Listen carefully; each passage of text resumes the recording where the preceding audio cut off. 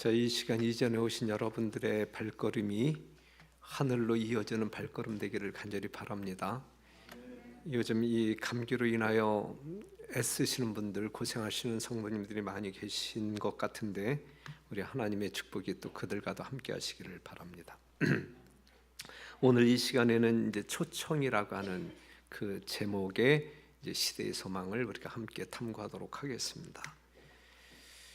일단 그 예수님 당시 어떤 그 신분의 이렇게 신분을 정리한다고 하게 되면 이 종교적인 이 색채가 강한 이 종교의 심취에 있는 서기관들, 랍비들 이러한 부류 한 부류가 있고, 그 다음에 이제 세리와 죄인들 이러한 부류가 우리가 이제 신약 성경을 보게 될 때에 이렇게 구분되어지는 것을 볼 수가 있어요. 우리 조선 시대에 양반이 있었고 쌍놈이 있었듯이 이제 이러한 신분의 어떤 그 변화가 있었는데,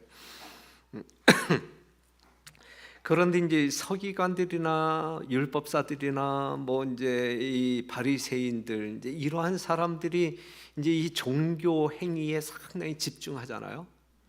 그러면서 또 참회도 많이 하고, 그러면서 그들은 뭔가 어떤 그 마음의 평안, 행복을 추구하고자 시도를 하지만 그들의 어떤 그 종교적 의식 속에서 또한 그들의 어떤 그 종교 생활로서 얻고자 하는 그러한 것들을 얻었을까? 얻지 못했다 이거예요. 예? 우리가 말씀을 보게 되면 얻지 못했다. 반면에 이 세리와 죄인들의 삶은 그냥 세속적인 야망을 이제 추구하면서 뭔가 행복을 건져내려고 하지만 그들 또한 건져냈는가? 아니단 말이죠. 그렇죠? 이거는 전 신분을 망라하고 그 시대의 사람, 뭐 오늘날도 마찬가지죠. 마음에 전혀 만족을 느끼지 못하고 허기진 상태에서 뭔가 허탈한 상태에서 아주 굶주림에 빠져 있었다라고 하는 사실을 우리가 확인할 수 있어요. 이것이 모든 인류의 문제입니다. 체험도 없고 만족도 없고 평안도 없고 즐거움도 부족하고 행복도 없고, 이것이 이 세상 거의 모든 사람들이 경험하고 있는, 그렇기 때문에 이 인생을 논할 때 이제 참 헛되다 인생 자체가 이제 이렇게 평가하면서 그냥 관 속에 들어가는 것이 이제 어떤 그 사람의 운명 아니겠습니까?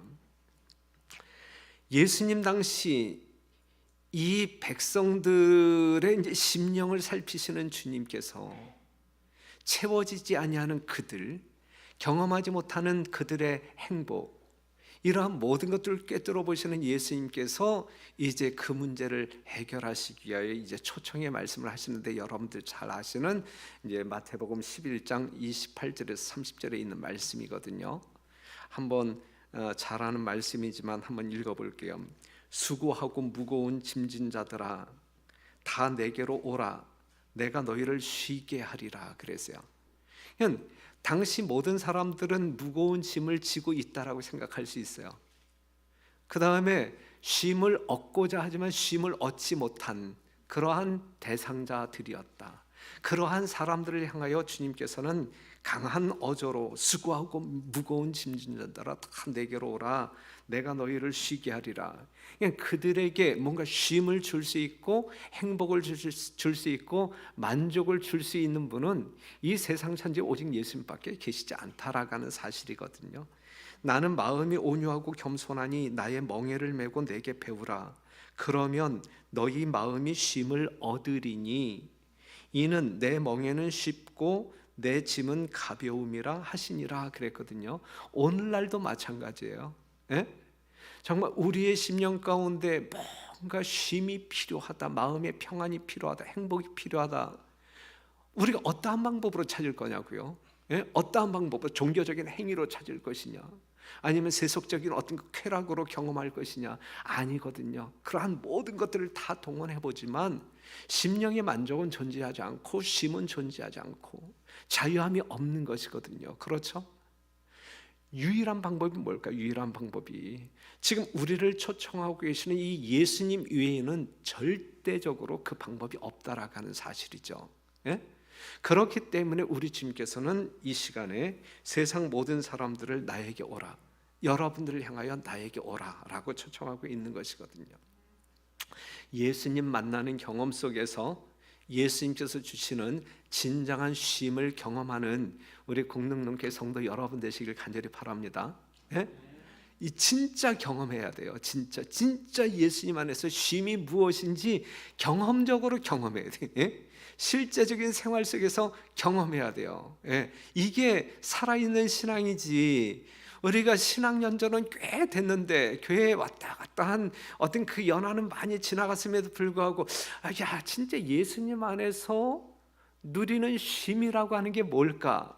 이것이 경험되어지지 아니한다고 하게 되면 예? 그 안식이 무엇인지 우리가 수없이 안식일을 지키지만 안식을 경험하지 못한다고 하게 되면 그게 어찌 우리가 신앙인이라고 말할 수 있겠습니까? 하나님의 백성이라고 말할 수가 있겠습니까?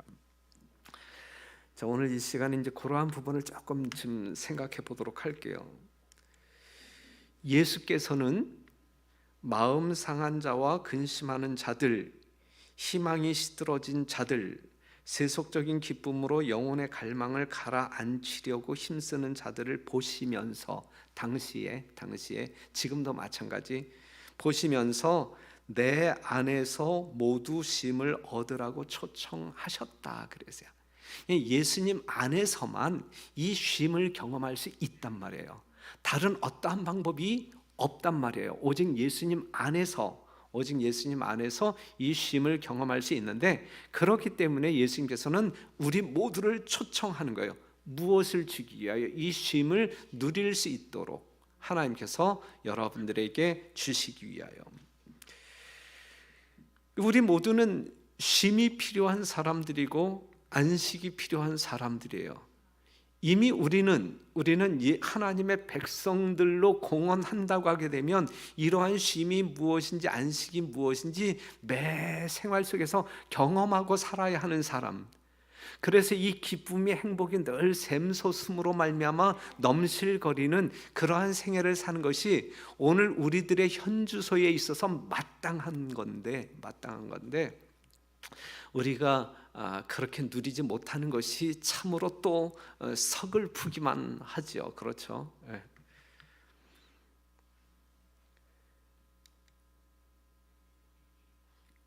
그래서 이제 우리 주님께서는 오늘 우리들에게 뭐라고 요청하고 계시냐면 죄의 짐을 벗자. 그러니까 우리가 안식을 누리지 못하는 것이 진짜 무엇인지 그 이유를 알고 그 문제를 해결하는 것이 이제 급선무가 되겠죠. 자, 모든 사람은 우리 포함이에요. 모든 사람은 알거나 모르거나 간에 피곤하며 무거운 짐을 지고 있다. 모든 사람이 그리스도께서만 제거할 수 있는 짐에 억눌려 있다. 여러분들이 뭔가 이렇게 억눌리는 짐을 지고 있단 말이에요. 여러분들 알든지 모르든지 누구나 그러한 짐을 지고 있단 말이에요. 그런데 이것은 누구만 이렇게 해결할 수 있는 짐이냐면 오직 예수님만. 우리가 진 가장 무거운 짐은 곧 죄의 짐이다 그래요. 우리가 짊어진 짐 중에서 가장 무거운 짐은 죄의 짐이다. 우리가 이 짐을 지도록 그대로 버려진 바 된다면 그것은 우리를 눌러 박살을 낼 것이다. 이 죄로 말미암아 우리는 인생 전체가 박살날 것이다. 그러나 죄가 없으신 그분은 우리를 대신하셨다. 그랬습니다. 그러니까 길이 있다는 이야기예요. 방법이 있다는 이야기예요. 그럼에도 불구하고 그것을 우리가 누리지 못한다고 하게 되면 우리는 큰 손실 속에서 살아가고 있는 백성들이라고 말할 수가 있겠죠. 여러분들 심령 가운데 죄책감이라고 하는 게 있나요? 죄책감? 오늘 하루를 살 때에도 여러분들은 죄책감이 수없이 작동됐나요? 죄책감은 좋은 거예요? 나쁜 거예요? 죄책감이 여러분들 심령 가운데 있다라고 하는 사실은 성령 하나님이 함께 하신다라고 하는 증거예요? 아니면 하나님이 떠났다는 이야기예요? 하나님이 함께 하신다라고 하는 분명한 증거 중에 하나예요. 사람이 죄의식 혹은 죄책감을 가지고 있다는 것은 아직도 하나님께서 우리에게 은혜의 시간을 허락하고 있다는 이야기예요. 그렇죠? 죄책감 자체가 우리를 구원하는 건 아니에요. 그렇죠? 죄책감이라고 하는 것은 성령께서 우리의 심령 가운데 함께 하신다라고 하는 분명한 증거예요. 분명한 증거인데 그 죄책감으로 말미암아 내가 예수 그리스도를 만나는 경험을 통하여 하나님께서 주시고자 하는 진정한 쉼을 경험하느냐 못하느냐, 이거에 따라서 우리의 운명이 달라진단 말이에요. 그렇죠? 예.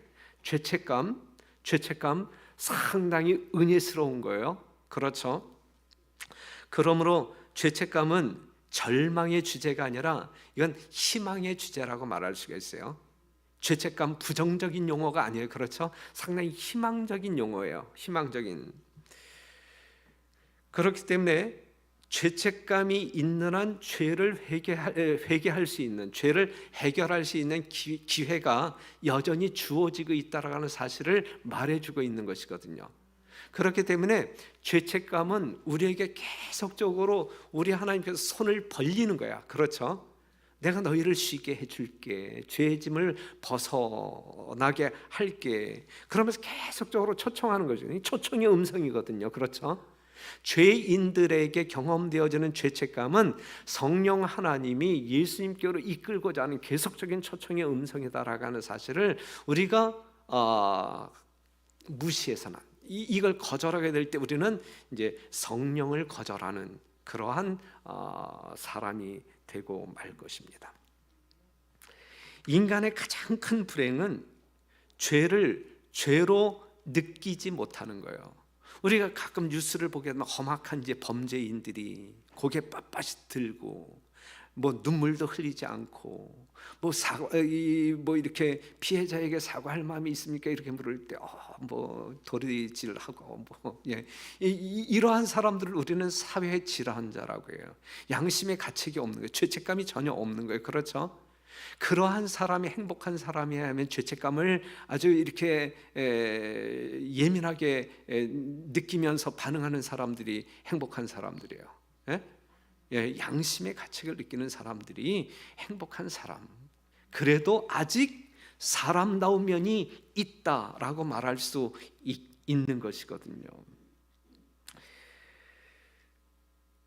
마태복음 12장 31절, 그러므로 내가 너희에게 이르노니 사람의 모든 죄와 회방은 사하심을 얻되 성령을 회방하는 것은 사하심을 얻지 못하고 그랬어요.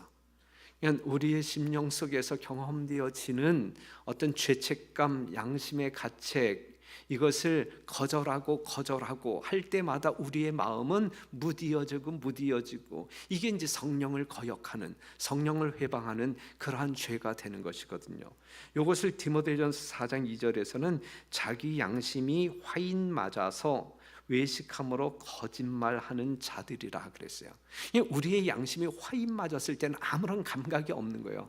죄의식이 없는 거예요. 양심의 가책이 없는 거예요. 그럼 버려진 사람이에요.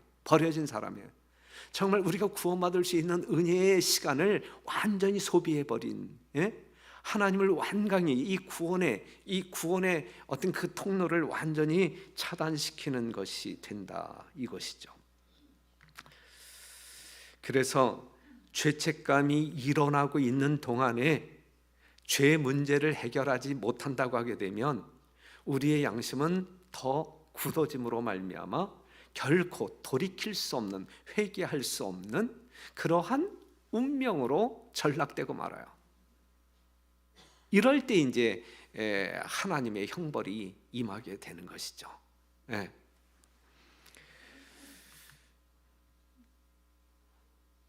여러분들의 현재적 심령은 어때요?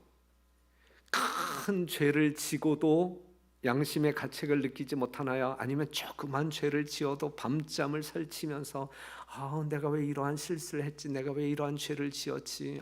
하나님을 너무 슬프게 했네. 내가 다음 날 그 사람에게 가서 어떻게 내가 이 잘못을 용서받아야 되지? 이러한 마음으로 사시나요? 예? 후자이어야 돼. 우리는 후자이어야 돼. 정말 세상 사람들은 큰 죄를 지고도 양심의 가책을 느끼지 못하지만 우리는 아주 다른 사람들이 볼 때에는 아무 문제도 아닌데, 그거는 진짜 아무 문제도 아닌데, 그럼에도 불구하고 내가 너무 큰 죄를 지었다, 하나님 이 죄를 용서해 달라고. 예? 예. 이러한 사람들이 되어야 되거든요. 가끔 세상 예수님을 알지 못하는 사람들이 가끔 뭐 성질 부린다고 내가 큰 죄를 지었구나 이렇게 생각하나요? 아니잖아요, 그렇죠? 그런데 우리는 그저께 내가 누군가가 방문하게 될 때 그 이야기를 들었는데, 뭐 어떠한 바쁜 상황 가운데에서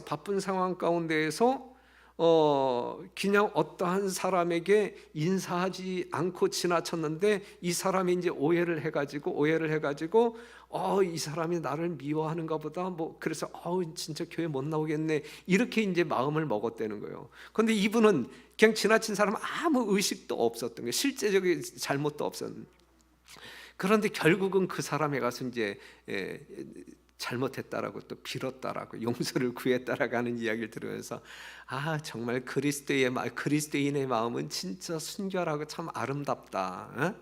예, 진짜 그건 전혀 어떤 그 양심의 가책을 느낄 것도 아니고 실제적으로 잘못한 것도 아니고 상대방의 전적인 오해로 말미암아 빚어진 일인데, 그럼에도 불구하고 그 사람에게 오해를 불러일으킨 그것이 미안해가지고 잘못했다라고 이제 용서를 구하잖아요. 이게 이제 우리 그리스도인들의 실제적인 모습이잖아요. 얼마나 아름다워 그 모습이. 진짜 그러한 모습으로 사는 것은 우리의 모든 양심 자체가 이 성령의 지배하에 있다라가는 증거 아니겠습니까? 우리 공동교회 모든 성도들은 그러한 예민한 심령으로 어떤 그 죄를, 작은 죄일지라도 아주 민감하게 반응하면서 회개하기 위하여 열심을 내는 여러분과 제가 되기를 간절히 바랍니다. 그래서 이제 죄에 대하여 민감한 양심을 유지하려면 우리가 어떻게 해야 되냐면 예수님과 끊임없이 만나는 경험이 있어야만 그 양심이 살아날 수 있어요. 우리가 하나님의 말씀을 보면서, 이 말씀 아무리 본다고 해서가 아니라 말씀을 보면서 진짜 예수님의 살아있는 음성을 듣고 예수님을 만나는 경험이 있을 때 우리의 양심은 늘 살아있는 상태로 유지가 되는 거예요. 그런데 그렇지 아니할 때 우리의 양심은 점점 무디어지게 되거든요. 둔감해지게 되거든요. 그렇기 때문에 하나님의 말씀에 청종하여 귀 기울여 들으시고 여러분들의 마음의 성전을 늘 깨끗하게 유지하도록 애쓰는 성도들이 되어야 할 것입니다.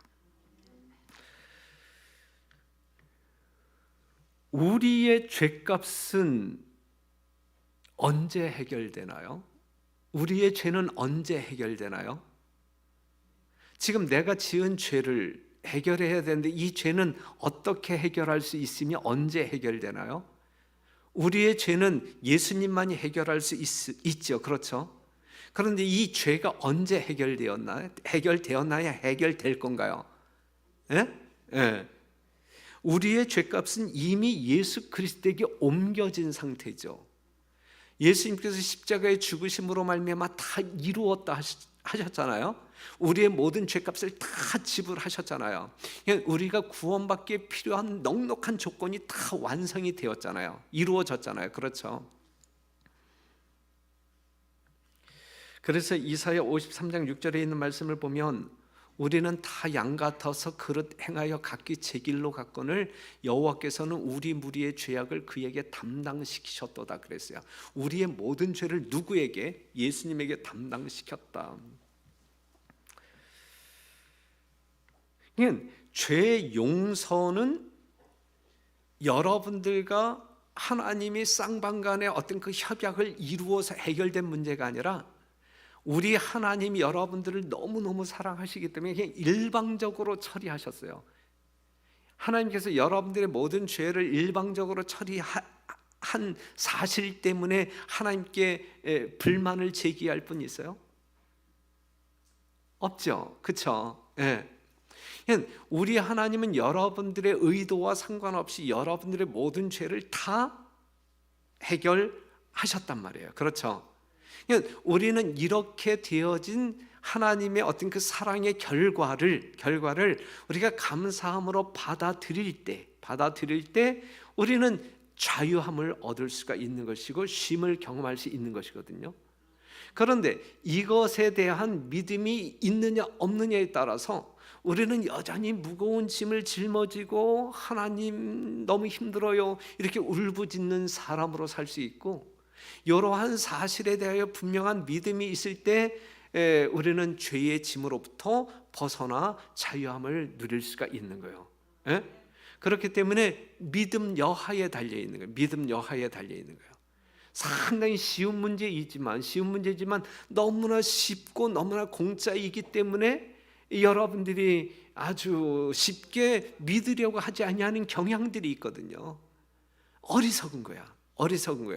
그냥 믿기만 하면 되는데, 그렇죠? 믿기만 하면 되는. 하지만 그 죄악적인 습성이나 마음의 동기를 치료하는 일은 성령의 도우심과 함께 죄를 버리고자 하는 자기 의지의 선택에 달려 있는 거예요. 그러니까 우리 하나님께서는 모든 죄를 다 용서하셨단 말이에요. 그런데 그 용서를 내가 만끽하는, 내가 경험하고 만끽하기 위해서는 그 용서를 내가 취해야 돼. 내 것으로 만들어야 돼. 그렇죠? 내 것으로 만들어야 돼요. 그러니까는 회개가 필요한 거예요. 회개가 나의 죄를 고백할 수 있어야 돼요. 그런데 내가 고백한 죄를 이미 하나님께서 다 용서하셨다라는 사실을 믿을 때 우리는 고백할 수 있고, 내가 죄를 딱 드러내어 하나님 앞에 고백하게 될 때에 사랑의 하나님이 다 용서하신다라는 믿음이 있을 때 우리는 고백할 수 있는 용기가 생겨요. 그렇죠? 내가 이 죄를 말했다가는 하나님 앞에 싸대기 맞지, 이러면 고백할 마음이 있어요 없어요? 자꾸 숨기려고 하지. 그렇죠? 하지만 우리 하나님은 그러한 하나님이 아니잖아요. 그렇죠? 우리가 어떠한 죄를 지었다 할지라도 다 용서하셨다고 이야기하잖아요. 용서하셨다고. 그냥 우리가 죄를 고백하고 거기에서 그 죄를 버리고자 할 때, 버리기로 선택했을 때 우리 하나님은 너무 기뻐서 우리를 부둥켜 안고, 그 다음에 사람들을 초청해서 잔치를 베풀잖아요. 그렇죠? 예?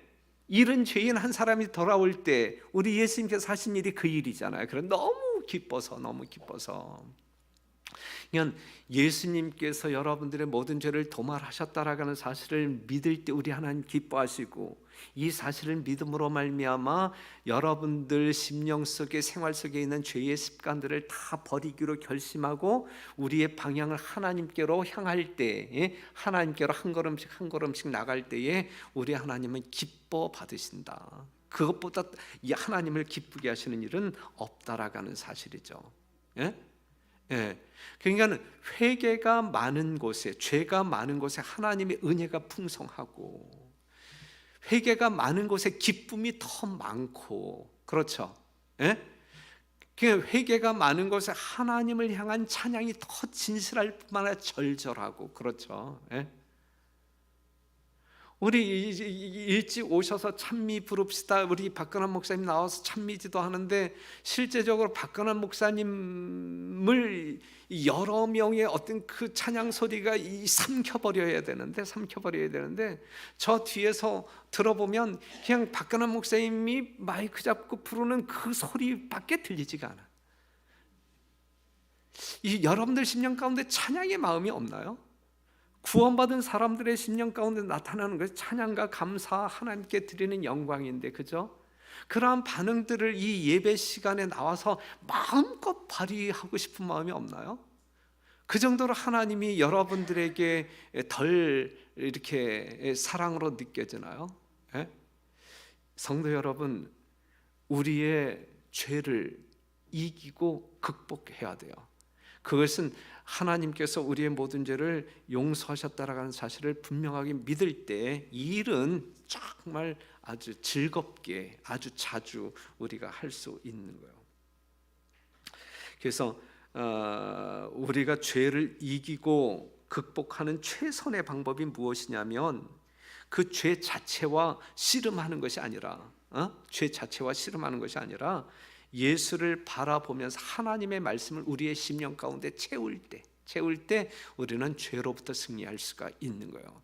죄 자체와 싸우지 말고 이 모든 죄를 다 짊어지신 다 우리에게서 옮겨 짊어지신 예수님을 바라보면서 예수님이 나의 모든 죄를 도말하셨어, 용서하셨어. 그러면서 예수님을 이 심령 가운데 영접하게 될 때 우리가 승리할 수 있다고요. 그렇죠? 죄 놓고 예수님은 보이지 않는데 이 죄 이거 이겨야 되는데 내가 이겨야 되는데 이겨지지 않아요. 그렇게 할 때 이겨지지 않아요. 그래서 쉼을 얻을 수 있는 방법을 여러분들에게 예수님께서 말씀하신 내용으로 제안한다고 하게 되면, 첫째는 멍에를 매라. 그래서 멍에를 매라. 멍에는 봉사의 도구이다. 일하는 가축에게는 멍에를 메우는데 이 멍에는 가축이 효과적으로 일하는 데 없어서는 안 될 기구이다. 그리스도께서는 이와 같은 신뢰를 들어 생명이 계속하는 동안 우리는 봉사를 위하여 부름을 입었다고 가르친다 그랬어요. 그러니까는 우리가 죄로부터 승리할 수 있는 하나님께서 주시는 이 쉼의 어떤 그 안식의 선물을 받기 위해서는 우리 주님과 더불어 봉사하는 일에 집중하게 될 때, 계속적으로 하게 될 때 우리는 그 일을 경험할 수 있다라고 하는 사실을 말해주고 있고, 소의 멍에를 메우는 것은 짐을 끌 때 소를 도와서 부담을 가볍게 해주기 위함이다. 그리스도의 멍에도 그러하다. 우리의 의지가 하나님의 뜻 안에 흡수되고, 여러분들의 의지가 그냥 여러분들을 살게 하는 게 아니라 우리의 의지가 하나님의 뜻 안에 굴복되고 흡수되고 또 남을 돕기 위하여 우리가 하나님의 선물을 사용할 때에 생애의 짐이 가벼워짐을 깨달을 것이다 그랬거든요. 한번 실천해 보세요. 이 말씀 진리의 말씀이니까 한번 실천해 보세요. 그리고 여러분들의 삶 속에서 진짜 예수 믿음으로 말미암아 경험할 수밖에 없는, 예수님을 믿을 때에만, 예수님과 동행할 때만 경험할 수 있는 진정한 쉼이 안식이 무엇인지 꼭 경험하시기를 간절히 바랍니다. 그런데 봉사를 위해 매는 멍에는 곧 하나님의 율법이다 그랬어요. 그러니까 우리가 율법 안에 있을 때 진짜 쉼을 경험할 수 있다는 얘기. 여러분들이 이 하나님의 율법을 이 부정적인 언어로 여러분들에게 자꾸 의무감만 그냥 이렇게 씌워주는 아주 무거운 것으로 이해하게 될 때에 이 율법은 상당히 부담스러운 것이 돼요. 그렇죠? 그런데 하나님의 율법 자체가 하나님의 품성, 하나님의 품성 자체가 사랑. 그래서 성경에서 우리가 이제 교회 안에서 사랑하라 이것은 쉽게 이야기한다면, 여러분들이 완전하게 어떤 그 하나님의 사랑을 모방할 수 있는 방법 중에 하나는 무엇이냐면, 예수님이 하나님의 율법을 온전히 지킨 것처럼 성령의 능력으로 말미암아 여러분들이 하나님의 율법을 지킬 때 여러분들은 최고의 쉼을 경험할 수 있고 최고의 행복을 경험할 수 있는 거예요. 다른 방법 없어요, 여러분. 그러니까는 이 율법 준수 이것은 여러분들이 가장 행복한 천국의 삶을 누릴 수 있는 방법 중에 하나임을 꼭 기억하시기를 간절히 바랍니다. 그래서 율법은 인간을 속박하기 위한 도구가 결코 아니고 편하고 편리하게 살도록 만들어진 것이 하나님의 율법. 여러분들이 진리 안에서, 율법 안에서 자유를 누릴 수가 있는 거예요. 오직 율법 안에서, 진리 안에서 자유를 경험할 수 있는 거예요. 우리가 율법이라고 하는 울타리 밖으로 나가게 되면 사단의 착고에 체일 수밖에 없는 것이고, 우리가 율법 안에 있을 때 사단의 속박으로부터 완전한 자유를 경험할 수 있는 것이고, 아시겠죠? 무슨 말씀인지 아시겠죠? 예. 이건 안식일을 기억하여 거룩히 지켜라, 내 부모를 공경하라 등등, 이 십계명의 모든 것들이 이 사랑이라고 하는 말로 여러분들에게 이해되어지고 여러분들의 심령을 감동시킬 때에 하나님의 율법은 결코 무거운 것이 아니라 여러분들을 자유롭게 안전하게 지켜주는 보호책이 된다라고 하는 사실을 꼭 기억하시고, 이러한 삶의 경험이 이제 주님 오시는 그날까지 이 교회 안에서 여러분들의 삶 가운데서 충만히 있게 되기를 간절히 바랍니다.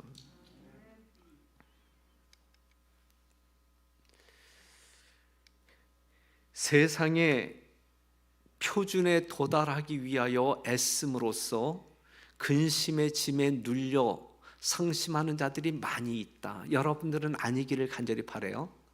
그들은 야망을 만족시키고 세속적인 욕망을 만족시키기 위하여 양심을 상하게 하여 가책의 짐을 얹어 짊어진다. 끊임없는 근심은 생명력을 약화시킨다 그랬거든요. 예? 예. 그냥 세상이 먼저냐, 하나님의 나라가 먼저냐, 이거거든요. 오늘날 많은 사람들이 이 재림교회 안에서 이 세상이 먼저로 이 우선순위가 바뀌어지는 이 삶의 모습을 보게 될 때에, 야, 우리가 어떻게 하늘 갈까? 예? 예수님의 재림이 언제 이르러 오실까? 이제 이런 생각이 들잖아요. 제발 우리 공능동교회는 하나님의 마음에 합당한 교회, 하나님께서 기뻐 받으실 만한 교회, 공동체, 그렇죠? 예? 그러한 모습으로 꼴지워져야 돼요. 누가 뭐라고 한다 할지라도 어떤 사단적인 요소가 이 교회 안에 들어와서는 안 돼요. 예? 하나님이 기뻐 받으실 만한 일들만이 여기저기서 뻥뻥 터져야지. 예? 뭔가 근심거리를 가져올 수 있는 일들이 뻥뻥 터진다고 하게 되면 이게 사단이 지배하는 공동체이지 하나님이 지배하는 공동체는 아니잖아요. 그렇죠? 예? 예. 그래서 여하튼 그러한 삶을 우리가 살아야 되고, 우리가 근심에 사로잡힐 때 우리는 건강에 큰 손해를 보게 될 것이다. 그래서 하나님의 사업과 멍에를 으뜸으로 삼는 원칙을 받아들이는 자들은 곤란이 사라진 것과 저희 발 앞에 평탄한 길이 펼쳐진 것을 발견하게 될 것이다. 이것이 여러분 모두에게 경험되어지기를 간절히 바랍니다. 여러분들이 이러한 모든 일들을 경험하도록 하기 위하여 우리 우주의 왕, 이 나라의 대통령이 여러분들을 초청한 것이 아니라 이 우주의 왕, 비교할 수 없는 이 우주의 왕 예수님께서 여러분들을 초청하고 계신단 말이에요. 이 초청이라고 하는 거 상당히 달콤한 이야기 아니에요, 그렇죠? 누가 초청하느냐가 중요해, 그렇죠? 목사가 초청하느냐, 대통령이 초청하느냐, 예수님이 초청하느냐, 지금 우리는 굉장한 이 초청장을 받고 있는 것이잖아요, 그렇죠? 이보다 더 위대한 초청장이 어디에 있어요? 출애굽기 33장 13절에 있는 말씀, 내가 참으로 주의 목전에 은총을 입었사오면 원컨대 주의 길을 내게 보이사 내게 주를 알리시고 나로 주의 목전에 은총을 입게 하시며 이 족속을 주의 백성으로 여기소서. 이 모세의 기도예요. 모세의 기도. 여호와께서 가라사대 내가 친히 가리라, 내가 너로 편케하리라 그랬어요. 사랑하는 성도 여러분, 우리 하나님께서는 여러분들을 편케하시는 분, 여러분들의 무거운 짐을 다 본인이 짊어지시고 여러분들을 편케하시는, 평안케 하시는, 내가 이 세상에 여러분들에게 평안을 주기 위하여 오셨다 그랬잖아요, 우리 주님께서. 그렇죠? 그 다음에 예레미야 6장 16절에 있는 말씀을 보면 여호와께서 이같이 말씀하실 때 너희는 길에 서서 보며 옛적 길 곧 선한 길이 어디인지 알아보고 그리로 행하라. 너희 심령이 평강을 얻으리라 그랬거든요. 예? 우리가 가야 할 길이 어떠한 길인지 알고 그 선한 길을 쫓아가라. 거기에서 평강을 만날 수 있단 말이에요. 엉뚱한 길로 가면서, 평강이 없는 그 길을 가면서, 우리를 공곡해 하는 그 길을 가면서 이 평강을 경험하기를 갈망하는 것은, 이거는 진짜 마른 우물에서 뭘 구하는 거와 같은 거 아니겠어요? 그렇죠? 예. 성도 여러분, 우리가 가야 할 길이 어느 길인지 알아야 된다고요. 옛적 길, 곧 선한 길이 어디인지 알아야 된다고요. 나는 길이요 진리요 라고 말씀하셨잖아요. 길 대신 우리 주님께서 펼쳐놓으신 하나님의 보좌로 갈 수 있는 그 길을 가게 될 때 우리는 평강을 경험할 수 있다. 이사야 48장 18절, 슬프다 내가 나의 명령을 듣지 아니하였도다. 만일 들었다면 내 평강이 강과 같았겠고 내 의가 바다 물결 같았을 것이며. 안타깝다, 이거 안타깝다. 그렇죠? 슬프다, 슬프다. 정말 이 하나님께서 주시는 평강을 이 강처럼, 쏟아지는 강처럼, 넘치는 강처럼 경험할 수 있어야 되는데 여러분들의 모습이 그래야 된다는 이야기예요. 그런데 여러분들이 그러한 모습을 경험하지 않고 산다고 할 때 우리 하나님은 슬프다, 슬프다 이렇게 이야기하고 있는 것이거든요. 예? 정말 고뇌에 찌들어 살지 말게 되기를 바라요. 여러분들에게 쉼을 주시는 우리 주인 예수님이 계시잖아요. 그 예수님이 그것을 주시겠다고 여러분들을 초청하고 있잖아요. 그럼에도 불구하고 그냥 인상 긁으면서 살지 말라고요. 그렇죠? 예. 이사야 26장 3절, 주께서 심지가 견고한 자를 평강의 평강으로 지키리니 그랬어요. 예? 하나님의 거룩한 진리에 지조가 있는, 정조가 있는 사람들이 경험하고 있는 것이 평강의 평강, 평강의 평강에 도달하게 된다. 그래서 시대의 소망에 이 말씀이 있어요. 완전한 순종에는 완전한 쉼이 있다. 예? 여러분들이 쉼을 경험하고 싶은 만큼 순종하시면 돼. 하나님께 많이 경험하고 싶으면 많이 순종하시고, 적게 경험하고 싶으면 적게 경험하고, 아예 쉼을 그냥 경험하고 싶지 아니하면 완전히 불순종, 그냥 사단에게 순종하는 삶을 살면, 완전한 순종에는 완전한 쉼이 있다 그랬어요. 이 말이 무슨 말인지 여러분들이 무슨 이 말이 진짜 무슨 말인지 한번 실천해 보시고 한번 경험해 보세요. 그러니까 한번 나와서 간증하세요. 진짜 이렇게 살았더니 나의 심령 가운데 모든 두려움이 사라지고, 모든 무거운 것이 없어지고 너무너무 행복하다. 이러한 간증들 좀, 이 안교 시간, 이 모자라는 시간일지라도 지금 간증들 좀 하고 살았으면 좋겠어요. 우리가 하늘 가기 위하여 준비하는 백성들인데 그러한 간증 말고 무슨 할 이야기가 우리에게 가치가 있겠습니까? 그렇죠. 그 다음에 예수님께서는 온유함과 겸손함을 배우라 그랬어요. 제가 시대의 소망에 있는 말씀을 소개할게요. 우리의 마음 가운데 불안이 일어나는 이유가 뭐냐? 우리의 마음 가운데 여전히 불안이 있는, 예수님을 모시고 산다고 함에도 불구하고 불안이 있는 이유가 뭐냐 이거예요. 불안이 일어나는 것은 자기를 사랑하기 때문이다.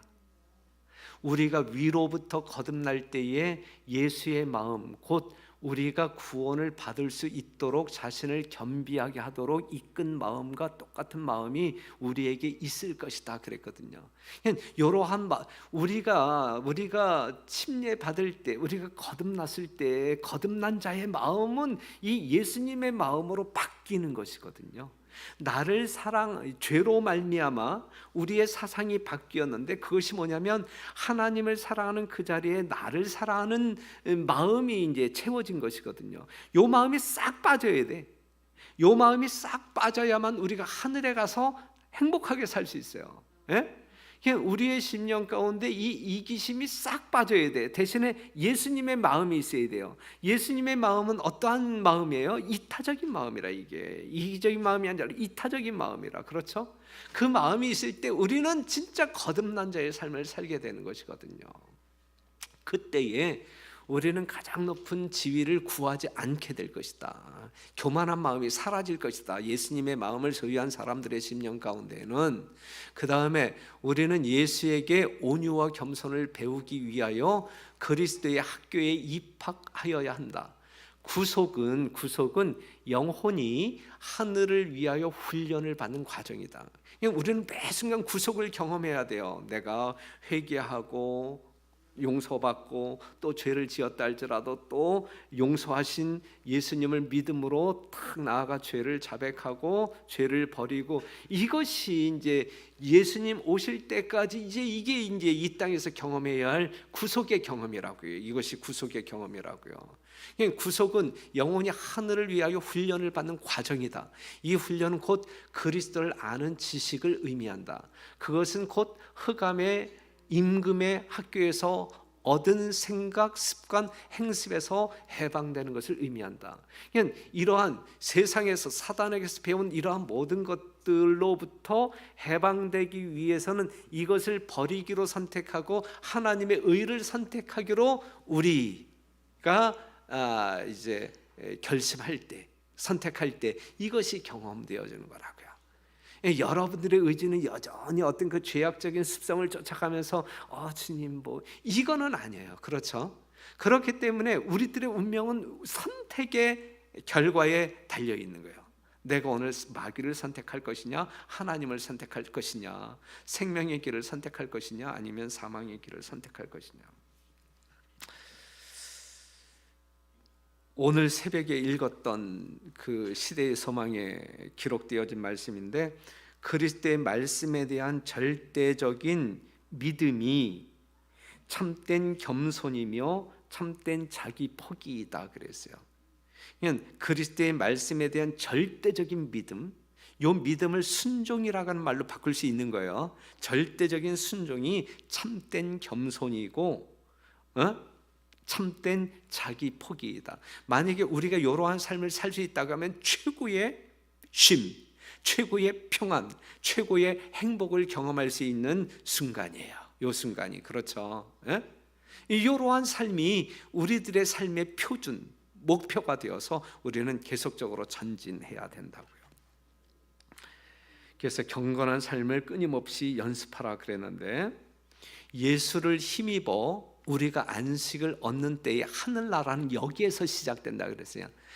지금 여러분들이 하늘나라에 있어야 돼. 우리는 하늘나라를 경험해야 되는데, 그 하늘나라가 어디에서 시작되는 것이냐면 예수를 힘입어 우리가 안식을 얻는 때에, 예수님 때문에 내가 안식을 경험할 때 나의 심령 가운데서 이 은혜의 왕국 하늘나라가 시작된단 말이에요. 시작된단 말이에요. 지금 여러분들은 하늘나라를 경험하고 사는 사람들이잖아요. 와서 나를 배우라는 주님의 초청에 응답하여 나옴으로 우리는 영생을 시작하는 것이다. 예수님을 만남으로 말미암아 쉼이 무엇인지, 예수님이 주시는 쉼을 경험할 때 거기에서 영생이 시작되는 거라. 그게 여러분들 지금 영생을 누리고 있는 거 틀림없죠? 자, 그 다음에 하늘이란 그리스도를 통하여 끊임없이 하나님께 가까이 나아가는 것이다. 그래서 하늘이란 끊임없이, 여러분들이 하늘에 가서도 천국의 삶에 있어서도 우리는 끊임없이 하나님께 나아가는 거예요. 그렇기 때문에 하늘에 가서도 우리는 끊임없이 하나님의 품성, 하나님의 사랑에 대해서 계속 공부한다 그랬어요. 하나님의 지식을 깨닫는 것이 하나님께 나아가는 거예요. 깨닫는 것만큼, 우리의 삶 가운데 순종하는 것만큼 우리는 하나님과 가까워지는 것이거든요. 우리가 천국의 복락을 오래 누릴수록 더욱더 풍성한 영광이 우리 앞에 열릴 것이며, 하나님을 알수록 우리의 행동은 증대할 것이다. 어떠한 행동? 선한 행동, 거룩한 행동, 이것이 증대될 것이다. 뭐 할 때? 하나님을 알수록. 그러니까는 하나님을 알아야 돼요. 하나님에 대한 지식을 아는 것이 아니라 하나님을 알아야 돼. 이게 아는 거야. 예? 영생은 하나님을 아는 것이라 그랬잖아요. 알아야 돼. 하나님을 알아야 돼. 하나님을. 이 성경에 대한 지식, 뭐 안식일이고 뭐 조사심판이고 이러한 지식을 아는 것이 이 생명이 아니라 하나님을 알아야 돼. 이 말씀, 우리가 공부하고 있는 모든 것들은 하나님을 알게 하기 위하여 주어지는 정보들이거든요. 그렇죠? 이러한 말씀들을 통하여 우리가 하나님을 알아야지. 창세기에 이러한 말씀이 있구나. 아브라함의 믿음이 이렇구나. 이거는 그 영생과 그렇게 큰 관련이 없어요. 우리가 하나님을 아는 것, 예수님을 아는 것이 영생이라 그랬거든요. 하나님을 알아야 돼요. 예수님을 알아야 돼요. 그래서 사람들이 이 불안과 이 염려 속에 사는데 그 이유는 죄책감 때문에 그래요. 그런데 이 모든 죄를 예수님께 다 옮겨졌단 말이죠. 그리고 그렇기 때문에 그 예수님, 우리의 모든 죄를 용서하신 그 주님께서 오라고 해요. 오라고. 너희 죄가 붉을지라도 제발 와서 정말 용서를 받아라. 정말 이 용서를 믿고 정말 이 죄의 짐에서 벗어나라. 이 간절한 초청이 이제 이 마태복음 11장 28절에 나와 있는 초청이거든요. 그 다음에 사람이 평안하지 못하고 늘 부담스럽게 살아가는 또 다른 원인이 있다고 하면 우리의 심령 속에 늘 자리 잡고 있는 이기심과 이 자만심, 이기심과 자만심이 여러분들 심령을 이제 채우고 있을 때 우리는 늘 염려 속에 무거운 짐에 눌려 살 수밖에 없는 거예요.